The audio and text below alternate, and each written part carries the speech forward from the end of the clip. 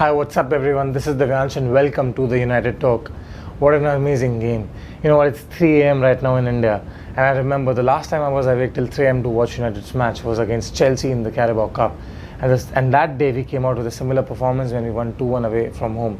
But this performance was actually even better because against this side, forget the performance, forget the analysis and the review. This was the Manchester United we've all been craving for, we've all been looking for, waiting for. And I mean, apart from anything else, forget the tactics and everything else, I think it was more to do with the return of Jose Mourinho to Old Trafford, because I think the players had an extra cue to actually go on and win this game today because it was against their former manager. And I know Jose Mourinho is a world-class manager. He is still one of the best in the world. But his last few months in charge at Manchester United were actually not very great. And the fights and the problems that he had with so many players, and I mean, it was obvious that the players would have been looking to respond against the Jose Mourinho's Tottenham, and that's what happened. And it was a game full of surprises, to be honest, because if you see from the beginning itself, I mean, I was expecting, like almost everyone in this world, that Ole Gunnar Solskjaer is going to field the back three with Maguire, Lindelof and Axel Tuanzebe. And why wouldn't he? Because we were not sure whether McTominay will be fit enough to play or not. We were not we knew that Anthony Martial would be out for this game because of a muscular problem. So anyways, we do not have any midfield option. So it made sense for us to play a three at the back. But to my surprise, we didn't. We played with a conventional back four. And you know what, when I came to know about Anthony Martial and him not being able to play in this game, I was discussing it with a very close friend of mine about how we wanted Mason Greenwood to start, and not just start but play through the middle, because Marcus Rashford has some of his best moments in his career so far playing from the left hand side, both for Manchester United and for England. So Daniel James on the right, Greenwood in the middle and Rashford on the left was something that we were hoping for, but to be very honest, I did not expect Solskjaer to do that. He did it. And to be actually even more surprising was that Jesse Lingard started instead of Andres Pereira, because Pereira had a couple of bad games in the past 2 weeks or so. So Lingard got a chance, and I'm just surprised that all 11 of Manchester United players were so good throughout the night. I mean, if you look at Marcus Rashford's performance, and of course he's my man of the match, there's no doubt about it, he's everyone's man of the match, but if you look at his performance, he had that extra edge about him throughout the night. And why do you think that was? I mean, forget everything else, I think that was something to do with Mourinho's return to Old Trafford and him wanting to prove to Mourinho that what kind of a striker he can be. That was the extra motivation he had today, and I'm bloody sure about it, because I mean, the way he just ran at the defenders, the way he terrorized the defense, he was running from the left, and not only Serge Aurier but Moussa Sissoko was getting involved in trying to defend against Marcus Rashford, and they were both unsuccessful. And what this was doing was it was creating space in the midfield for other Manchester United players to come and occupy the spaces and create those chances. If you look at Jesse Lingard's performances today, Jesse Lingard got those spaces in the midfield because Sissoko was getting attracted towards Rashford to help out Serge Aurier, and it was only Harry Winks in the midfield left for Tottenham. And because of that, I think Fred and Jesse Lingard really enjoyed a very good game.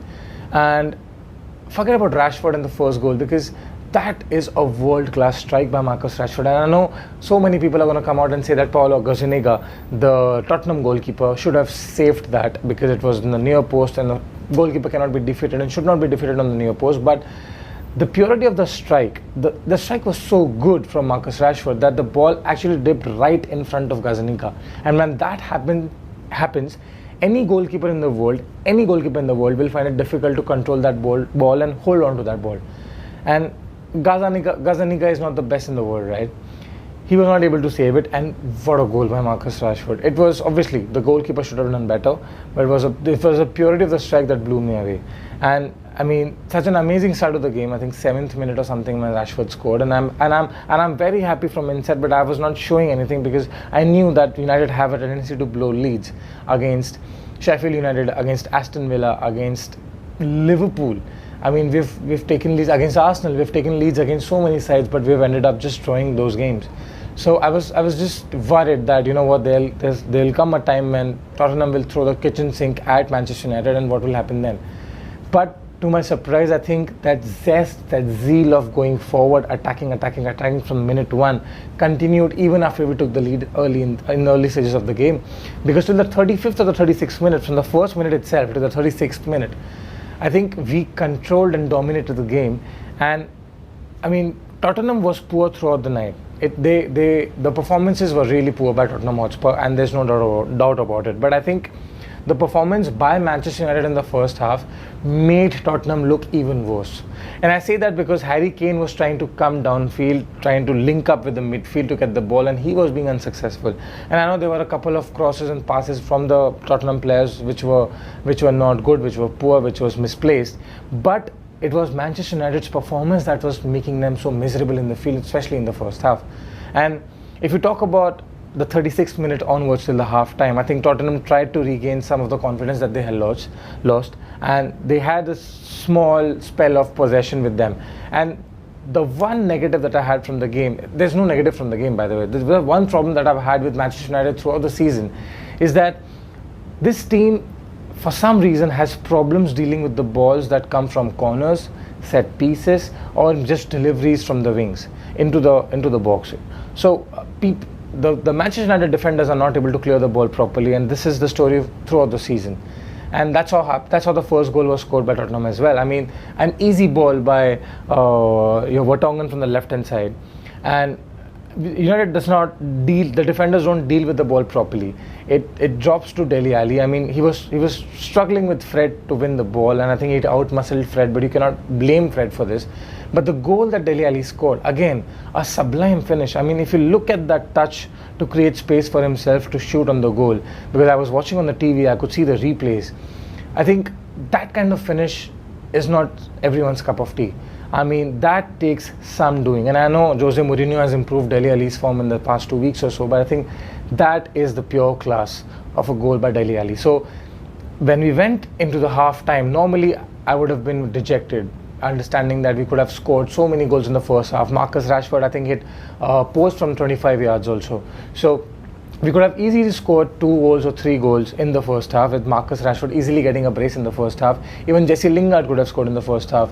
But to go in the half time with 1-1, normally anyone would have been disappointed, but I wasn't, because I thought, because the performance, forget about everything, the result and everything, because right now what Manchester United need, of course they need results, but they need those performances. Ole Gunnar Solskjaer needs those performances.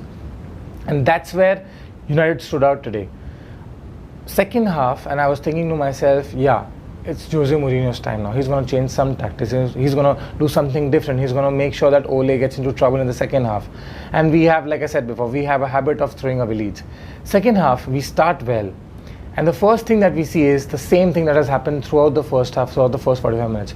Marcus Rashford from the left-hand side running at defenders like anything. Again, Sissoko gets attracted. Sissoko goes to defend, help out Sergio Aurier. Trips Marcus Rashford, fair call, penalty, well-taken penalty, a good goal. Wow. And I mean, when we scored that goal, I realized an interesting stat that since February of this year, in more matches, in almost all the matches, Manchester United have been required to score more than 2 goals to win a game. 2 or more than 2 goals to win a game. And we scored 2 goals. Marcus Rashford was on fire. Mason Greenwood, I mean, the impact that this kid had on the game, playing from the middle, he was linking up with Fred, with Lingard, with Rashford, time and time again. He was coming down deep to link up with midfielders. He was creating space because of his runs. He was doing everything that you expect a number 9 to do. And he was doing it. He's 18 years old, and I was so happy. You have Daniel James, who was hugging onto that right-hand touchline, coming inside sometimes when he had help from Aaron Wan-Bissaka. And he was playing so well. He was attracting defenders on his side as well. And this was leaving space for Jesse Lingard, for Fred. And Lingard played so well. All of a sudden, Fred played so well. McTominay was solid in midfield. You have Aaron Wan-Bissaka, so many challenges, so many interceptions. You have Harry Maguire solid. Lindelof, what a game. Even Ashley Young had a good game, and De Gea made some very good saves. Ashley Young had a good game, can you believe it? I mean, I've named 11 players in about 11 seconds right now, who every one of them had a good game. And even when the substitutions happened, I think Andres Pereira came in, he was not able to do much. But when Luke Shaw came in, even Luke Shaw had a good game, because Marcus Rashford could have completed his hat-trick in the final minutes of the game. I mean, he could have easily scored 1 or 2 more goals in the second half, but he was tired, understandably. And I think this, again, forget the analysis and the review. It's just the performance, the desire to go and win, the desire to go and perform, to get one over Mourinho. It was visible, and it was so good to see. I'm a United fan, but as a neutral, this was the match till now. This was the United match that you wish to see. This is the old Manchester United that we were hoping to see, that we were wanting to see, that we were so desperate to see. I just hope that Anthony Martial and Paul Pogba recover on time, because we will need players moving forward in this December, in this run of fixtures that we have. Against Manchester City, I don't think we are going to win. I'll be very honest, because playing at Old Trafford against Tottenham is a different story. But playing against Manchester City at the Etihad, it's a different proposition altogether. And while I know that we have been playing so well against the top 6 sides or the top 7 sides, and we have not played so well against the bottom sides or the lesser sides, I think one of the major reasons is because we have space to run in behind the defenders, like I've mentioned time and time again before also. The other reason is because we have some extra motivation to go ahead and win against these sides. For some reason, Solskjaer performs really well against the top 6 teams and is not able to break down the lesser teams. Maybe that's because of the creativity, and we lack creativity. But if you see comparison, and this is an interesting thing that I realize. If you look at the comparison, Jurgen Klopp's first 2 years at Liverpool, he used to play so well against the top 6 sides. But his problem was the lower sides. And Liverpool recovered from that, because Liverpool used to concede a lot of goals, but they used to score a lot of goals as well. And that's why they were not champions in the last year and last to last year, because they were conceding more goals, because they were not able to break down the lesser opposition, which they have done now after 4 years of hard work by Jurgen Klopp. And I think this is the reason why performances like tonight are the reason why I still support Ole Gunnar Solskjaer, why I still feel that he's the right man to take this club forward. And I know that against Man City we might not perform well, because I'm optimistic. It's a top 6 side. We're gonna get chances to score against them, so I'm very optimistic. But again, I'm scared. So I'm scarily optimistic, because again, it's Manchester City, for crying out loud. They're not an easy team to beat. They are the Premier League champions for a reason. So yes, we might lose against them, we might draw against them. There's a slight chance that we might win, but no matter what the result is, I think we are still going in the right direction. Solskjaer, there's no hiding the fact that Solskjaer is still tactically naive, and he needs to learn from his mistakes.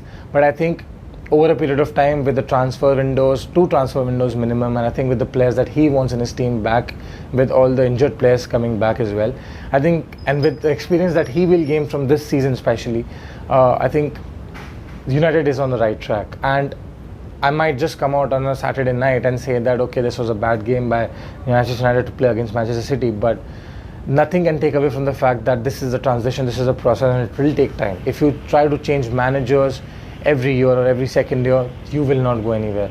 And with United, the problem is the hierarchy, the problem is the top management and not the manager, because we've had a world-class manager in Jose Mourinho before. The problem lies upstairs.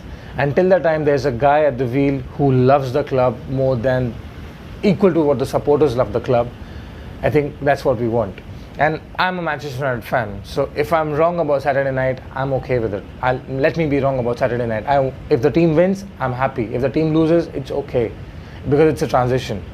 But it's nights like these which make me happy, which make me feel proud, which make me realize that yes, there is a process in place, and yes, if we take one step forward, there's a chance that we, instead of taking 2 steps back, we might just take 1 more step forward, and that day will come. The game against City, Saturday night, will be a tester for Ole Gunnar Solskjaer. But I just hope that he doesn't do the mistakes that he's done in the previous games. I hope that, I hope the players perform the same way that they've performed today, show the same desire to move forward, show the same attitude. And wow, if that happens, I don't care if we lose against every single team in the world right now, because if we perform like this every night, we will be the champions one day. Let me know what did you think about the video, guys. Let me know what are your predictions for the next game, because it's a very tricky one. Till the Man City game, sit tight, and I'll see you in 2-3 days.